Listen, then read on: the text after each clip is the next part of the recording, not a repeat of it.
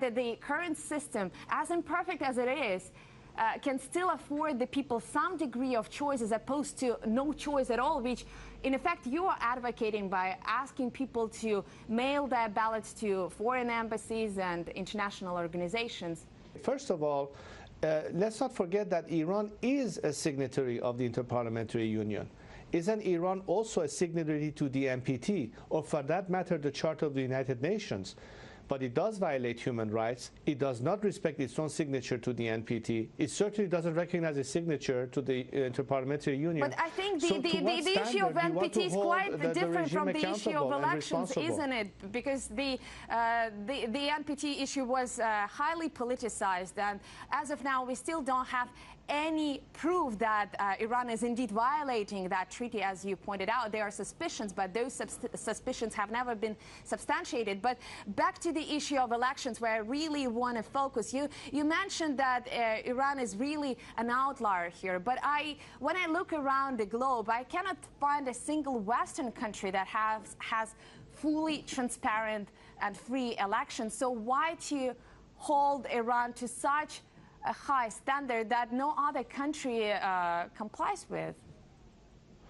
Well, look, I cannot speak on behalf of other countries or the citizens of that country, for that matter. What is their degree of expectation from their respective own governments? What Russians expect to have in Russia, or Americans expect to have in America, or the French in France, or the British in England. I'm talking to you as an Iranian, and my expectation as an Iranian citizen who demands first and foremost the sovereign right of Iranian citizens to self-determination and free choice. That is my prerogative, and I think it is my duty. There are also many other Iranians living inside your country that consistently go to the polls, and let me just say that the voter turnout in Iran is consistently higher than in many of the Western countries. I think last time it was around 85% compared to, I think, 57% in 2012 American elections. So it does look like that many of the Iranians disagree with you in your view that these elections are irrelevant, because they certainly go to the polls. The fact that there's a turnout does not for a minute legitimize the regime or proves that they actually believe in the process. Some of our compatriots are coerced, literally blackmailed into voting. For instance, if you're a student and you don't get that stamp of having voted, you're deprived of continuing studies. Or if you're a government employee and if you do not participate in the so-called elections, you will probably be fired from your job. This is pure blackmail. Do you think that means that people acquiesce to the situation? Of course not. But if they're reduced to a point whereby they have to choose between the lesser of evils, which has been routinely what has happened in Iran, that doesn't mean for a minute that the election process is legitimate, that it is fair, that it is free by the world standards. The world standards would be extremely difficult to define, and you know, many of the Western observers have already said that these 8 candidates that are vying for the presidential seat represent pretty much the same ideology, and I would like to explore that issue a little bit in more detail. First, I would like to play you something that Saeed Jalili, one of the most hardline candidates, had to say on his vision of Iranian future. We've said time and time again that we want to expand the power of Islam in the world and diminish the influence of arrogant powers. That's the classic Iranian rhetoric that people are used to in the West. But I also would like to play a soundbite from Mohammad Reza Aref, who is a more liberal-leaning reformist candidate.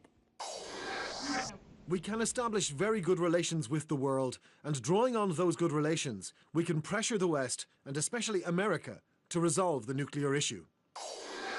What we can see here is, well, 2 pretty different views, and I think they're also expressed in a somewhat different style, and it is the Iranian people who will ultimately choose which one of these 2 or maybe other candidates will run their country for the next 4 years.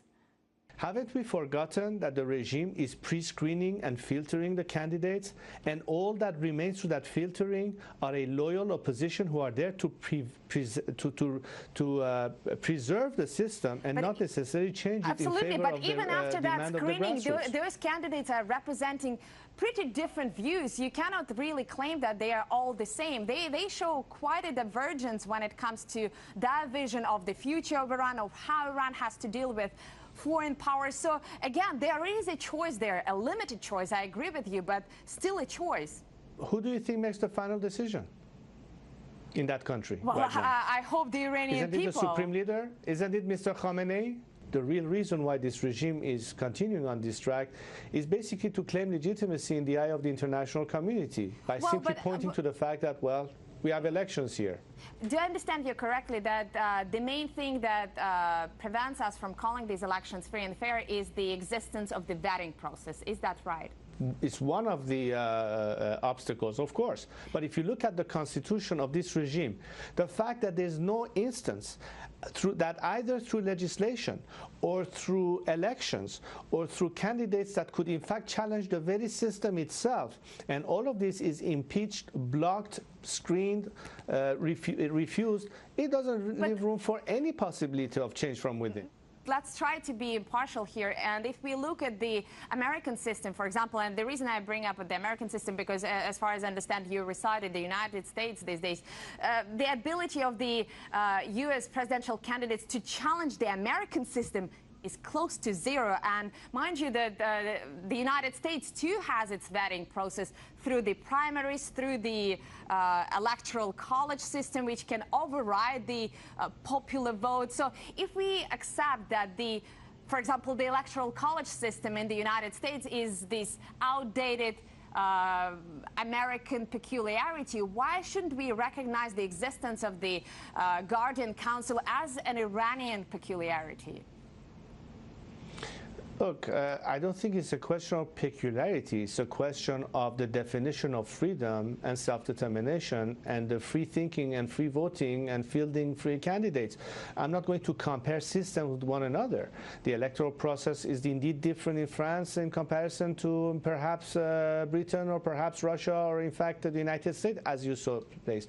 But what are the safeguards in society? You mentioned the United States. How about the Supreme Court? How about the constitutionality of this or that process, whether it's the electoral process or other processes? But I think if you look at the recent events in the United States, you can see that the American Constitution is very often violated in the United States with no checks and balances implied. And to that regard, I would like to quote something from the New York Times, which ran a story a couple of days ago about Iranian elections and the fact that many of the candidates had to pay visits to the city of Qom, which is home to some of Iran's most influential clerics. And the New York Times noted, quote, that the candidates in the Iranian elections seek the blessings of high-ranking clerics the way American presidential candidates court wealthy donors. And that's not really a revolutionary statement. I mean, even Americans recognize the influence of big corporations on the elections. But having clerics influence the choice is not necessarily much worse than having, big corporations. Well, why don't you leave that concentration to the Iranian people? And the best thing we can do is to hear their true voice, which we cannot under the current regime.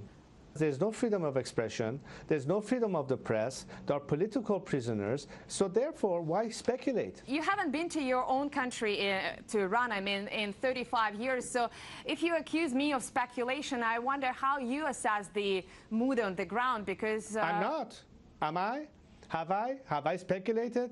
To the contrary, all I'm telling you is none of us can in fact claim that we know what the people want, because the instrument to measure that opinion does not exist. But I think a lot of, sound bites and a lot of reports that we are getting from Iran these days is about Iranians being excited to go to the polls. Sure, they suffer economically from sanctions, and they're looking forward to elect a candidate who will be able to deal with those issues. Let me just tell you one thing. There's a committee for free elections in Iran where most of its representatives are currently in jail. We have lawyers that are supposed to defend political prisoners who are also thrown in jail. We have journalists who are trying to cry foul who are also thrown in jail. You tell me, in what way can society express itself? I think this is has it anything to do with me being in Iran or not? I think this has something to do with being with you being a member of your family, because this similar criticism was levied against your own father: the abundance of political prisoners, the secret police, the inability of people to protest freely, and the brutal suppression of the protests. But let's come back to that point right after the break.